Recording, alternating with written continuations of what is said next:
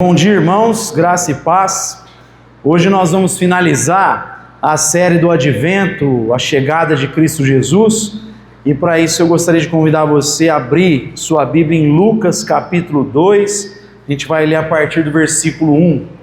Lucas capítulo 2, a partir do verso 1. Hoje a gente fala sobre a quarta virtude, que é o amor. Falamos aqui da virtude da esperança, falamos da paz, semana passada enfatizamos a alegria e hoje nós vamos falar um pouquinho do amor. Lucas capítulo 2, a partir do verso 1, diz assim: E aconteceu que naqueles dias saiu um decreto de César Augusto, para que todo mundo fosse tributado. E essa tributação foi realizada pela primeira vez quando Quirino era governador da Síria. E todos passaram a ser tributados, cada um à sua própria cidade. E José também subiu da Galiléia, da cidade de Nazaré à Judéia, até a cidade de Davi, que é chamada Belém, porque ele era da casa e da linhagem de Davi, para ser tributado com Maria, sua esposa, que estava grávida. E aconteceu que, estando eles ali, cumpriram-se os dias para o parto. E deu à luz ao seu filho primogênito e envolveu em faixas de pano e deitou em uma manjedoura, porque não havia quarto para eles na estalagem. E havia naquela mesma região pastores que estavam no campo, vigiando durante a noite o seu rebanho. E eis que o anjo do Senhor veio sobre eles, e a glória do Senhor brilhou ao seu redor, e eles ficaram com medo. E o anjo lhes disse: Não temais, porque eis que vos trago boa nova de grande alegria, que será para todo o povo, porque vos nasceu neste dia, na cidade de Davi, um Salvador, que é Cristo, o Senhor. E isto vos será por sinal: achareis o bebê envolto em faixas de pano, deitado em uma manjedoura. E de repente estava ali com um anjo uma multidão dos exércitos celestes, louvando a Deus e dizendo: Glória a Deus nas alturas e paz na terra, boa vontade para com os homens. E aconteceu que, quando os anjos foram embora para o céu, disseram os pastores uns aos outros: Vamos agora até Belém e vejamos essas coisas que aconteceram e que o Senhor nos fez saber. E eles foram apressadamente e acharam Maria e José e o bebê deitado na manjedoura. E vendo, divulgaram a palavra que lhes fora contada sobre essa criança. E todos os que ouviram se maravilharam das coisas que foram contadas pelos pastores, mas Maria guardava todas essas coisas, ponderando-as em seu coração. E os pastores voltaram glorificando e louvando a Deus por todas as coisas que eles tinham ouvido e visto, como lhes fora contado. Pai, te damos graças nessa manhã, pedimos que a Tua palavra venha a ser ministrada de maneira poderosa em nossos corações, a fim de transformar, de moldar a nossa vida e de alinhar cada um de nós para que vivamos de acordo com as virtudes que procedem do Teu próprio caráter, não apenas a esperança que vimos, a paz, a alegria, mas especialmente o amor. Que o amor venha moldar cada um de nós. Tua palavra descreve a Ti como o Deus que é amor, e como criaturas Tuas, filhos Teus, nós queremos reproduzir esse amor nas nossas vidas, que seja assim para o Teu louvor e para a Tua glória. Amém. Meus irmãos, quando Lucas dá o relato sobre o nascimento de Jesus, como um bom historiador que ele era, ele faz questão de apresentar dados para nós. Ele faz questão de apresentar algumas informações a fim de testificar que Cristo é real. Ele não apenas quer transmitir a narrativa sobre Jesus, mas ele faz questão de mostrar com dados que Jesus é histórico, que o cristianismo é um fato histórico, ele está embasado em um fato. Desde o início do seu evangelho, Lucas, até Atos, que faz parte do mesmo trabalho, ele diz que fez uma pesquisa minuciosa. Ele levantou dados com as testemunhas oculares, e aí ele pega toda essa informação para embasar o seu evangelho. O evangelho não é um conto, não é um mito, não é um folclore, é um fato histórico. Por isso que ele registra nomes como César Augusto, no período em que César Augusto governava, Quirino lá na Síria. Ele faz questão de mostrar dados históricos. Ora, isso não é diferente dos outros tipos de verdade que a gente acolhe. A maioria das verdades que a gente acolhe, elas procedem de testemunho. Nós, por exemplo, tomamos medicação quando temos dor de cabeça, não porque nós fomos lá testar no laboratório se aquilo é real, mas porque a gente acredita no testemunho dos farmacêuticos, dos médicos. E aí a gente acolhe aquilo como verdade por conta de testemunho. A maioria das verdades, elas são oriundas de testemunhos e a gente acolhe isso. E aqui Lucas está apresentando para nós um evangelho onde foi resultado de uma pesquisa minuciosa. Ele fez saber exatamente como se deram os fatos históricos. Então ele apresenta um evangelho que é um fato. Jesus Cristo é um fato, a história parou. Nós estamos no ano 2025 depois de Cristo. É um fato histórico. E aqui ele descreve o período em que Deus decidiu se fazer carne. Em que o amor, esse Deus que é amor, conforme João escreve na sua primeira carta, a definição mais simples, Deus é amor, esse amor se tornou carne, se fez carne e habitou entre nós. E isso se deu num período conturbado, num período complicado. Roma já não era mais uma república. Roma, ela tinha saído de uma transição da monarquia, se tornou uma república, havia uma participação maior do povo, inclusive dos plebeus, havia um poder que era mais distribuído na República Romana, que se inspirou também na cultura grega, mas no período em que Jesus vem ao mundo, é um período em que Roma já não era uma república, havia se tornado um império. Entre a república, com poder distribuído, uma participação maior da população, houve o primeiro triunvirato, onde havia 3 pessoas no poder, distribuindo o poder, e aí houve uma série de conflitos ali, uma guerra civil. Depois o segundo triunvirato, porque no primeiro Júlio César havia sido morto. O segundo é uma aliança do sobrinho de Júlio César, Otávio, de 2 generais, Lépido e Marco Antônio, braço direito de Júlio César, e esse segundo, que é baseado num acordo, tinha o intuito de se vingar da morte de Júlio César. Eles se vingam, assumem o poder. Com o passar do tempo, Lépido é afastado, porque ele queria mais concentração de poder, mais terras, ele é afastado. Depois Marco Antônio começa a ter um conflito com Otávio, eles entram numa guerra e Marco Antônio tem que fugir, vai lá com Cleópatra, e os dois são mortos. E aí Otávio, ele é nomeado Augustus, que significa o quê? É o majestoso. Ele é passado a ser visto como magnífico, grandioso. Ele adota o nome do tio e passa a ser chamado Otávio César Augustus. E aí da onde vem César Augustus? E aí ele passa a se tornar o imperador de Roma. E por 5 séculos Roma é um império, e ele começa a estabelecer a Pax Romana, por meio da força.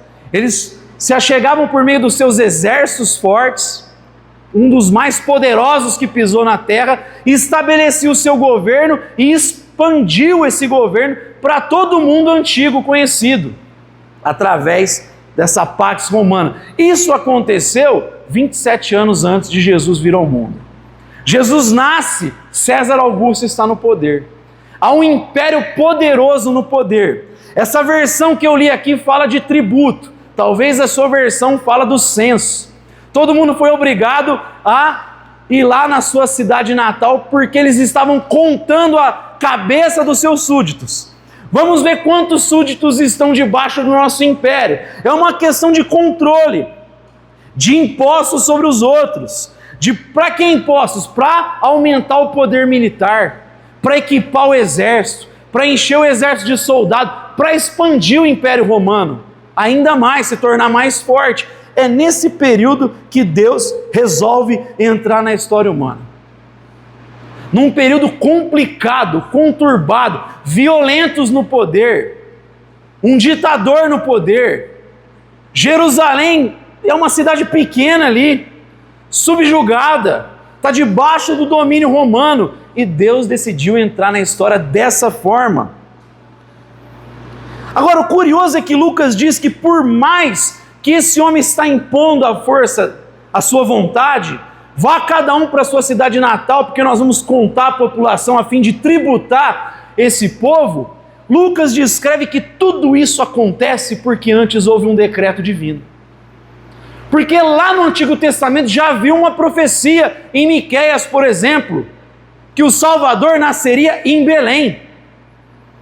Então, antes de um ditador dizer qualquer coisa, ele simplesmente, por mais que acredite que esteja no controle, que esteja com toda a força ali e seja soberano sobre qualquer pessoa no mundo, ele está debaixo da autoridade de Deus, e aquilo que ele está promovendo antes é só um meio para que a palavra de Deus se cumprisse e Maria desse à luz no lugar apropriado onde a profecia tinha sido apontada. Deus está no controle, é isso que Lucas está falando. Não importa que César domine sobre toda a terra, não importa que hajam ditadores no poder, não importa que tenham tiranos no poder e a gente fique se sentindo incapaz, que a gente olhe e fale, o que nós vamos fazer diante desse poder, diante dessa tirania? Lucas está dizendo, lembre-se que Deus está no controle sempre. E o mais poderoso dos ditadores, tiranos, imperadores, ele tem que fazer valer a palavra de Deus. Ele só vai porque Deus profetizou, é lá, o lugar é lá. José só vai para Belém porque Deus havia profetizado, havia a palavra em Miqueias e tantos outros profetas para que da linhagem de Davi, através dela viria o Salvador do mundo. Então ele está dizendo, apesar do triunfo do mal, lembre-se, Deus está governando, Ele está no controle. Contudo, Deus age de uma maneira estranha a nós. Deus age de um modo que vai na contramão daquilo que a gente espera, das nossas expectativas. Diante de um governo tirano, de um imperador que reivindicava ser a representação da divindade no mundo, que colocou as suas imagens a fim de mostrar o domínio dele sobre todos os lugares, Deus não vem do modo que a gente desejava que ele viesse. Ele não vem como guerreiro, ele não vem como rei, ele não vem em uma carruagem de fogo com resplendor, ele vem como bebê. O amor se fazer carne traz alguns significados para nós.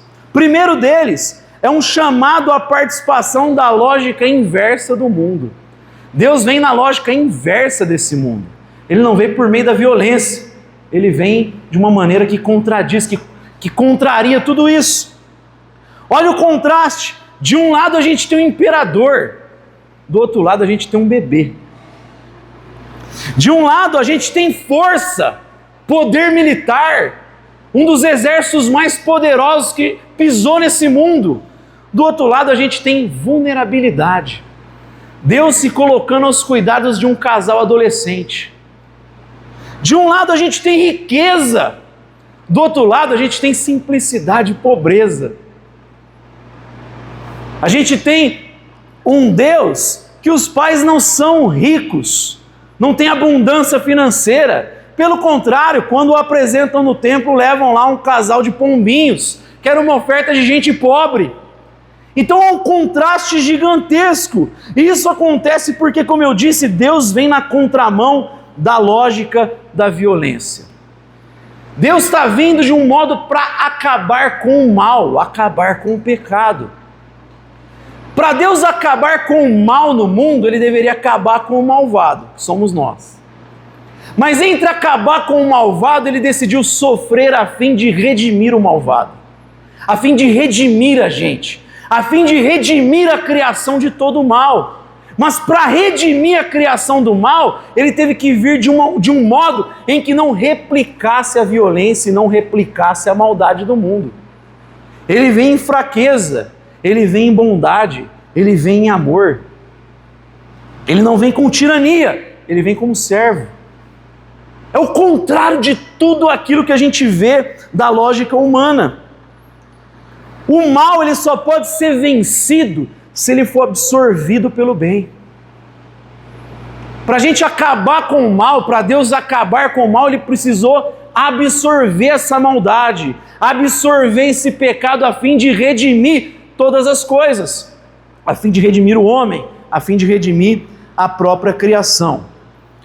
Agostinho de Hipona e C.S. Lewis, eles vão dizer que o mal, ele não é um ente que tem substância. A gente fala assim, ele não existe como um ser ontológico, ele não tem substância. O mal é a ausência do bem, ou a deturpação do bem. O mal só pode resistir, subsistir, porque tem bondade. E aí ele perverte a bondade. Ele perverte o bem para se manter. Então o mal, ele é como se fosse um parasita. Ele precisa do bem para ele pervertê-lo. Por isso que o mal, ele não tem poder criativo, ele só deturpa aquilo que é bom. O diabo, ele não cria, ele deturpa a boa criação de Deus. Deus criou as coisas boas, viu que era bom, e o diabo e o pecado deturpam essas coisas. Então Agostinho e C.S. Lewis vão dizer, o mal, ele é igual a um parasita.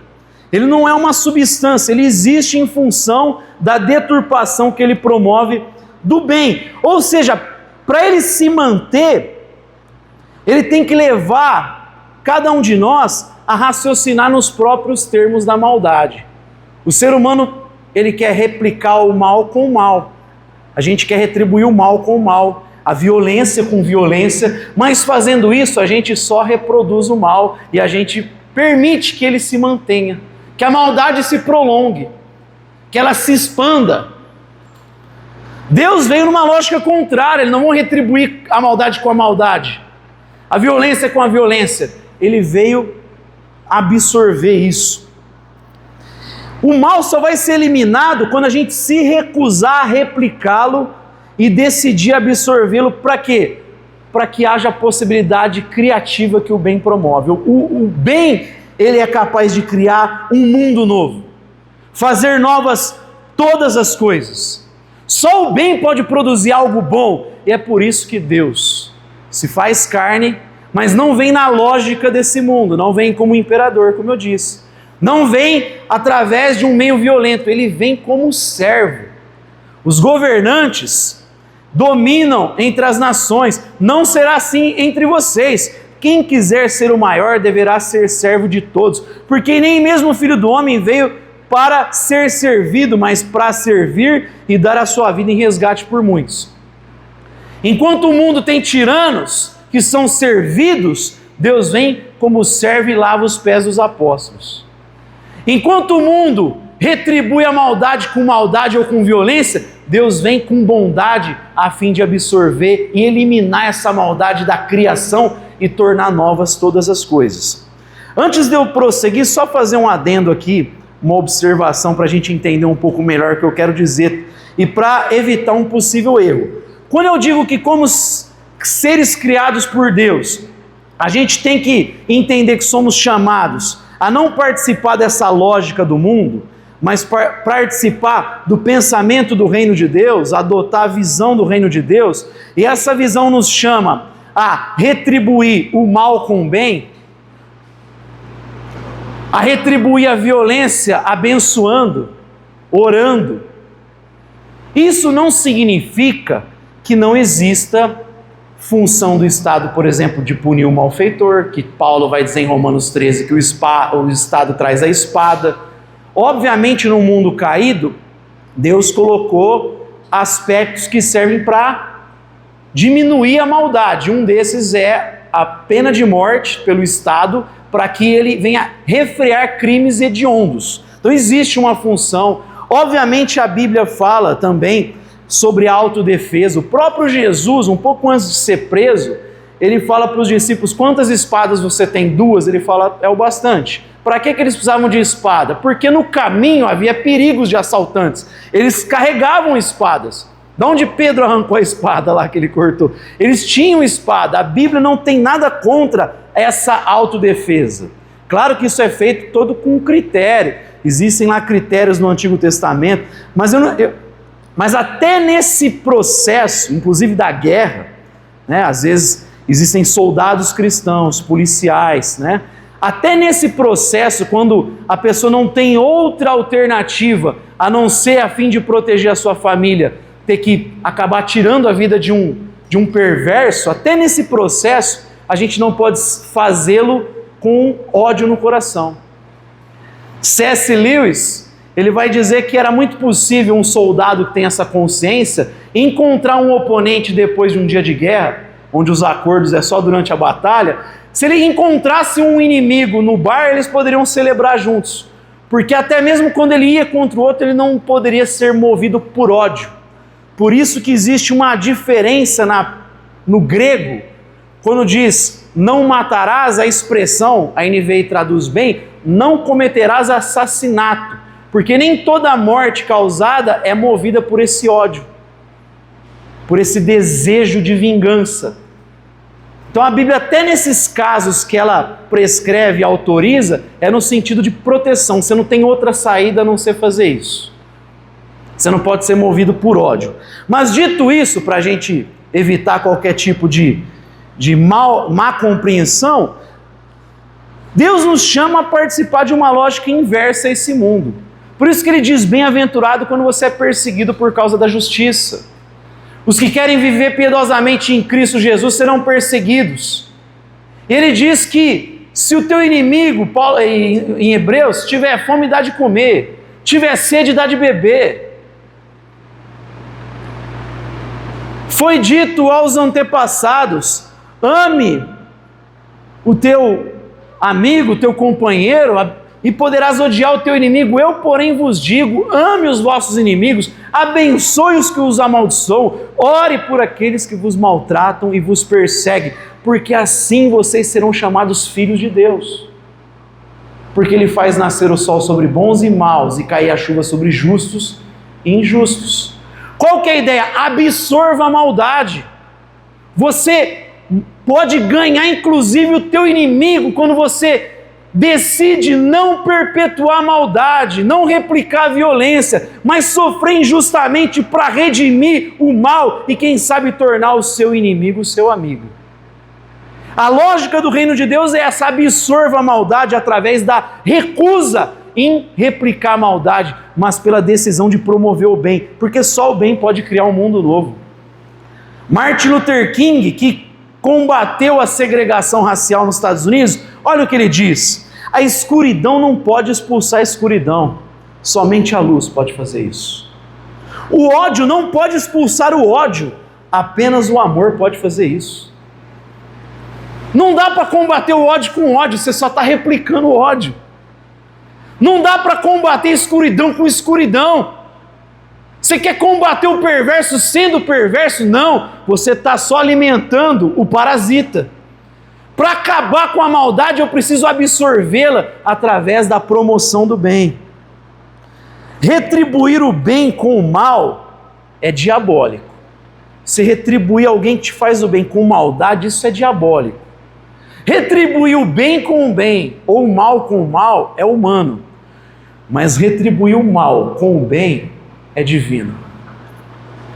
Alfred Plummer vai dizer isso. O nosso chamado é retribuir a maldade com bondade. Para acabar, para eliminar a maldade. Para manifestar o reino de Deus, para andar conforme Cristo Jesus nos chamou para andar. Então a primeira coisa a gente vê através desse paradoxo, desse contraste, de um lado o imperador, de outro lado um bebê, de um lado força e poder, do outro lado vulnerabilidade, de um lado riqueza, do outro lado pobreza, simplicidade. A gente vê que Deus nos chama para viver uma outra lógica. O amor nos chama para viver outra lógica. Para acabar com a maldade do mundo que nos cerca, a gente precisa promover o bem. O próprio Paulo vai dizer em Romanos, capítulo 9, isso. Para a gente promover a bondade, para a gente amar o próximo. Vamos lá comigo, só para a gente depois caminhar. Vai lá para Romanos. Romanos, capítulo... Deixa eu ver se é o 9 mesmo.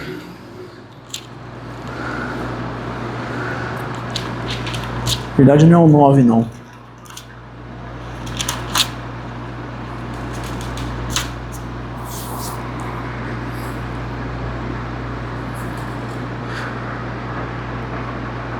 Quando ele vai dizer no versículo 10 do capítulo 13, o amor não faz mal ao próximo, portanto o amor é o cumprimento da lei. Então Paulo está dizendo assim, o chamado de Cristo Jesus é nós promovermos essa bondade, esse amor, nisso resume a lei. Todos os mandamentos da lei nos chama, eles se resumem nesse convívio de amor a Deus e amor ao próximo, e a gente só consegue extirpar, eliminar a maldade quando a gente não vive segundo essa mesma lógica, quando a gente vence essa maldade através de uma vida de bondade. Por exemplo, no capítulo 12 da mesma carta aos Romanos, ele vai dizer aqui no versículo 14, abençoai os que vos perseguem, abençoai e não amaldiçoeis, regozijai-vos com os que se regozijam, chorais com os que choram, tende o mesmo pensamento uns para com os outros, não aspireis posição, mas identificai-vos com os humildes, não sejam sábios aos seus próprios conceitos.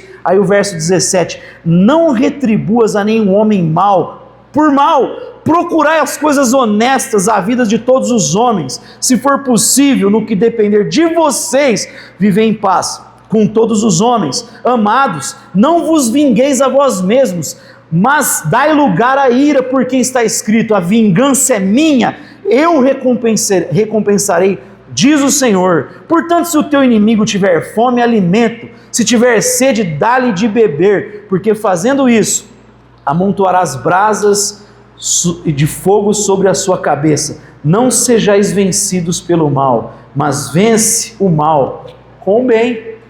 Só dá para eliminar o mal se a gente não reproduzir a lógica do mal, a lógica da violência. Por isso que o Luther King vai dizer, só dá para expulsar a escuridão com luz, só dá para expulsar ódio com amor. Mas em segundo lugar, a gente olhando o significado dessa encarnação do amor, a gente aprende que tem um chamado aqui para uma entrega sacrificial. A manjedoura, ela já aponta para a cruz.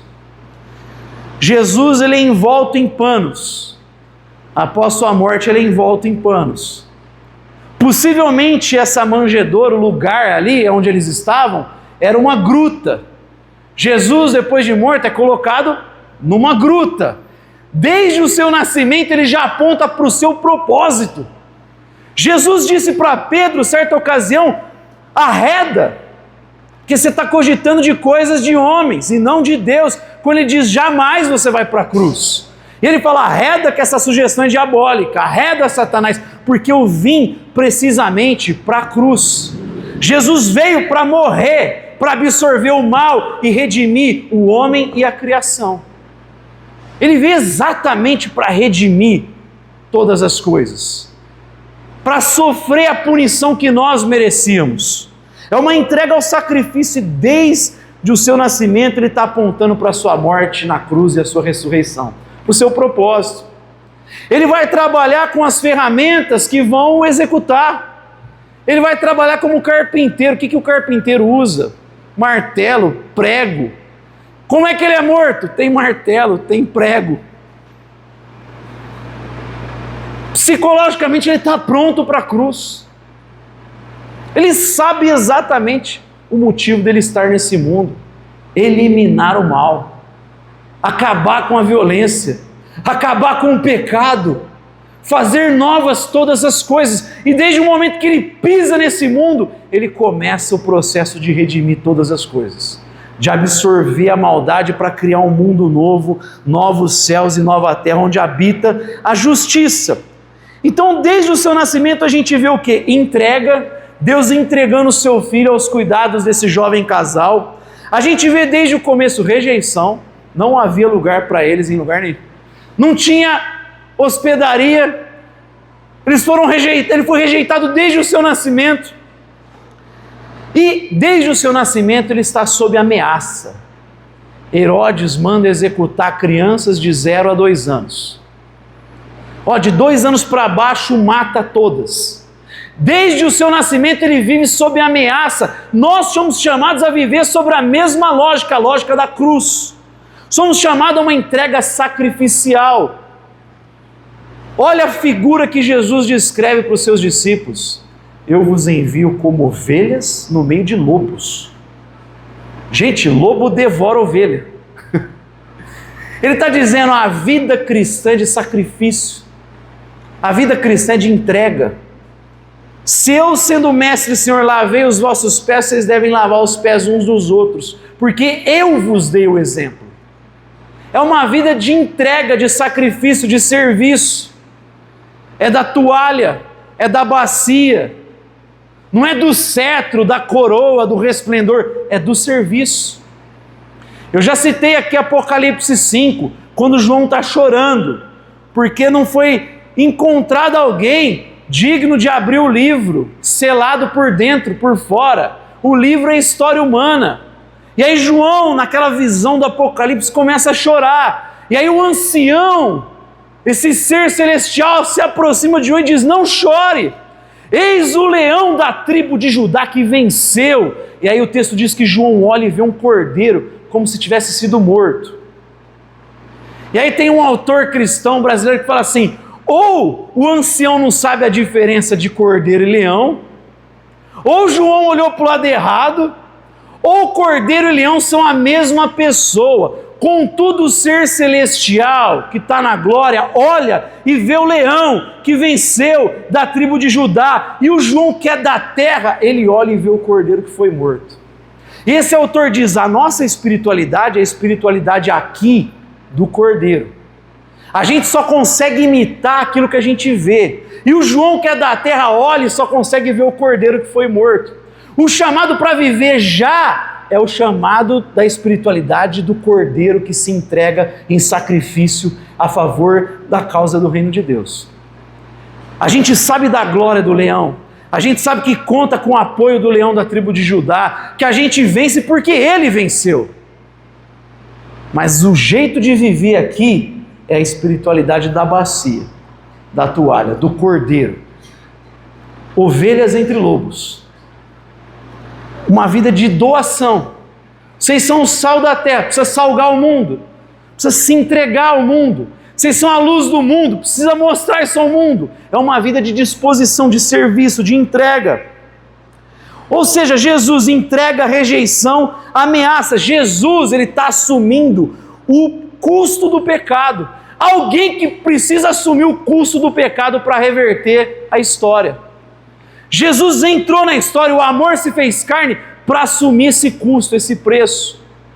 Por isso que ele não replica, como eu disse, a lógica da violência. Ele está assumindo esse custo. Ele fala: eu vou pagar esse preço para acabar com o pecado, para acabar com a maldade, para acabar com a violência, para acabar com a injustiça. Ele entrou na história para acabar com isso, para acabar com o ciclo do mal. O ciclo do mal é redimido quando alguém está disposto a assumir o sofrimento imerecido. Por isso que o mesmo C.S. Lewis que eu citei, ele vai dizer assim: todo mundo acha que o perdão é uma ideia adorável até que você tenha algo a perdoar.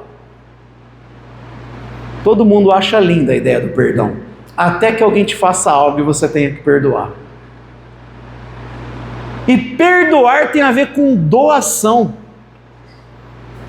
Tem a ver com você assumir o preço, o custo, de não retribuir. Tá bom, vamos cessar esse problema aqui. Eu não vou continuar alimentando o parasita do ódio. Se alguém me tratou mal, eu não vou retribuir o mal com o mal. Eu paro aqui, assumo o sofrimento, o custo do sofrimento, para acabar com a história do mal aqui. Na minha vida, ele não vai continuar. Na minha vida, ele não vai se manter. Em mim, o ciclo da maldade e do ódio vão acabar. Lembra da história de José? José tinha todos os motivos do mundo para colocar os irmãos dele na cadeia. Quando os irmãos temem porque Jacó já tinha morrido, eles falam: agora José vai se vingar de nós. José fala assim: não, meus irmãos, Deus me enviou para que a gente redimisse o nosso povo. José está dizendo: eu vou redimir essa história, Deus está usando para redimir isso. O ciclo da maldade acaba aqui, o ciclo da mentira acaba aqui, o ciclo da violência acaba aqui, o ciclo da traição acaba aqui, o ciclo de todos os males vão acabar aqui. Eu não vou perpetuar, nossa família vai ter outra história a partir de agora. Uma história de 20 anos de mentira, de 20 anos de traição, de 20 anos de medo, de ódio alimentado, de amargura. Essa história acaba aqui. Se você quer uma história diferente para a sua família, para a sua casa, você tem que eliminar esse ciclo, acabar com ele. Em você ele não pode continuar. Eu não acredito em maldição hereditária como essa turma prega de modo algum, porque a maldição ela acaba na cruz. Mas eu acredito em culturas malignas que a gente recebe porque nós somos pecadores. Contudo, a gente é chamado para acabar com esse ciclo. Não é porque o teu pai foi um alcoólatra violento que você tem que reproduzir isso. Não é porque você foi tratado sem apatia, aliás, de maneira apática, sem empatia, sem afeto, que você tem que continuar esse ciclo da falta de afeto, da falta de atenção, da falta de carinho. Você pode falar, não, esse ciclo acaba aqui. A gente não tem que continuar com essa história atual no Brasil de vitimismo, ele é assim porque ele foi criado dessa forma. Óbvio que essas coisas geram sequelas e marcas na nossa vida, mas a gente foi comprado pelo sangue do Cordeiro e Ele faz novas todas as coisas.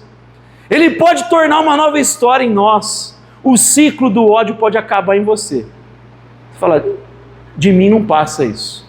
Os meus filhos vão ter uma história diferente. Os meus filhos vão ter uma nova família. Os meus filhos não precisam viver nessa desconfiança, não precisam viver debaixo de ódio, de rixa, de briga, de desconfiança. A minha história vai ser diferente porque eu não vou alimentar o parasita. Amém? Eu não vou manter o parasita, eu vou manifestar bondade, eu vou promover o bem, eu vou viver uma vida de entrega, mesmo que isso me custe.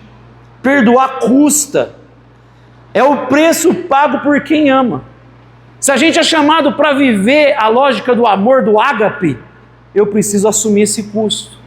Ágape é amor sacrificial. É doação.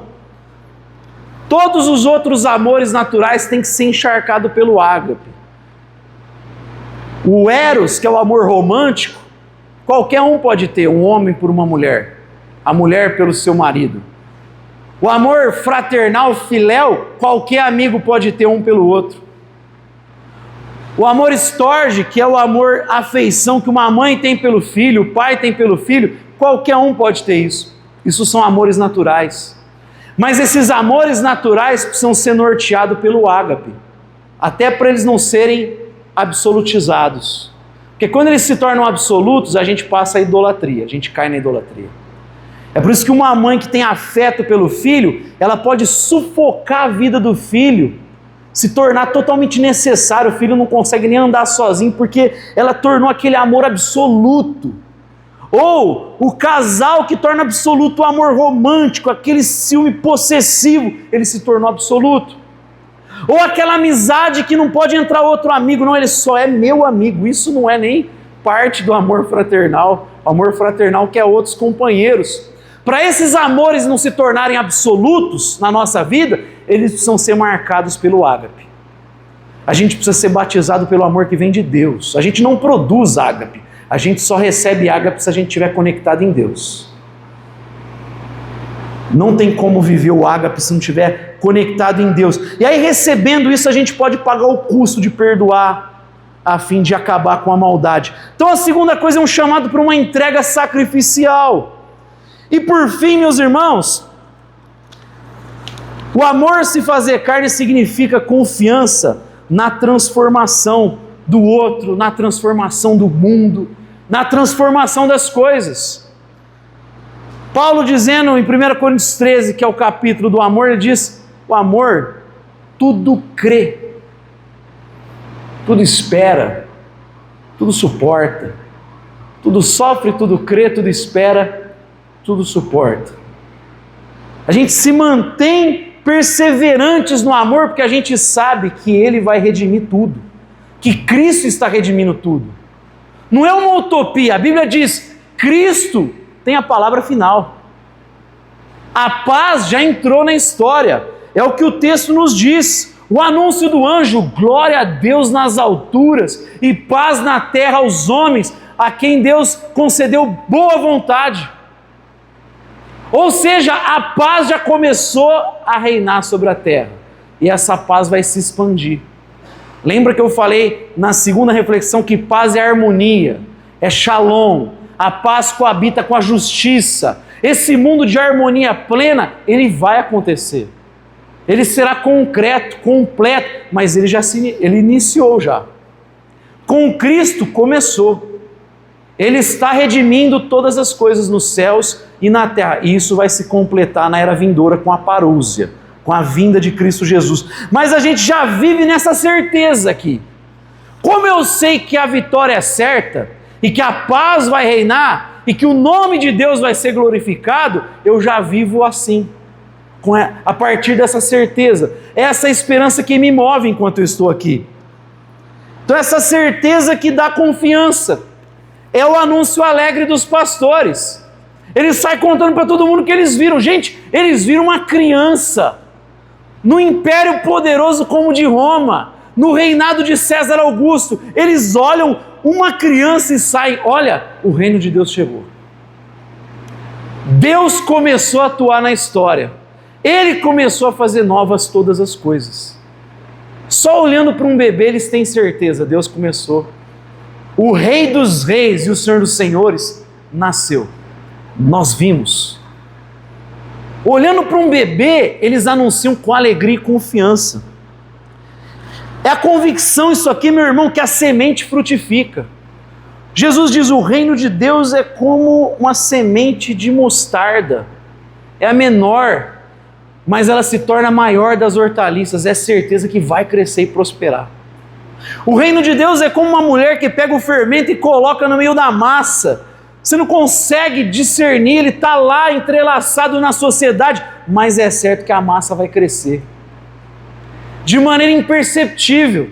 Por isso que às vezes a gente olha e vê os governantes, autoridades, tiranos, mas Jesus está dizendo, você tem que olhar para essa lógica, muitas vezes imperceptível do reino. Tem gente fazendo a diferença na sociedade, gradativamente o reino de Deus vai crescer e vai se expandir. Tem uma fala no início da era cristã, durante o período em que os cristãos eram perseguidos, que o romano dizia assim, olha, a gente pode até impedir desses cristãos se reunirem publicamente, deles fazerem os seus cultos, deles pregarem, mas a gente não consegue impedir que uma mulher pregue para outra enquanto está na casa. A gente não consegue impedir que um trabalhador pregue para o outro enquanto está na lavoura. É dessa forma que o reino cresce. Quando cada um de nós assume o papel de acabar com o ciclo do mal, da violência e começar a promover a bondade e manifestar o reino de Deus. Porque no final, a verdade que prevalece. A mentira não pode subsistir muito tempo. Se alguém falar agora, ó, tá chovendo ali, tá caindo granizo, você pode até acreditar um pouquinho. Difícil porque não tá ouvindo barulho, né? Vamos dizer que aqui não desce para ouvir nada lá fora. Você pode até acreditar, ficar desesperado, deixei meu carro lá, vai quebrar. Só que aquela mentira vai durar até você chegar ali fora. Não vai durar nem um minuto. A mentira não pode durar muito tempo. Uma hora a luz vem e deixa claro que é mentira. A verdade prevalece sempre. Por isso que a gente tem que pregar a verdade. O nosso papel é simplesmente ter uma presença fiel no mundo. Independente se essa mudança vai ser só lá, se ela vai ser pequena hoje, ela é gradativa, a gente tem que ser fiel àquilo que Deus nos chama. É fidelidade ao Deus que ama, ao caráter de Deus. Até porque, meus irmãos, para a gente caminhar para o encerramento, essa é a realidade do reino de Deus. Não importa se a gente está vivendo aqui entre o já e o ainda não, onde existe maldade, violência, tirania. Não importa que a gente esteja vivendo agora, ainda marcado pela maldade. Você já é cidadão do reino de Deus, e eu também. O jeito de viver aqui já é de acordo com as leis do reino de Deus, com os valores do reino de Deus. Eu não tenho que viver aqui só porque eu estou aqui ainda, viver sobre as leis de Ribeirão Preto. Eu sou chamado a viver sobre as leis do reino eterno de Deus, da Nova Jerusalém. E o idioma desse lugar, eu já falei uma vez aqui, é o ágape. O idioma da Nova Jerusalém é o ágape. Ou seja, eu não consigo falar tão frequente, tão eficazmente o ágape. Eu não sou um cara que domina ainda esse idioma do ágape. Talvez você não seja também. E a gente precisa se exercitar então.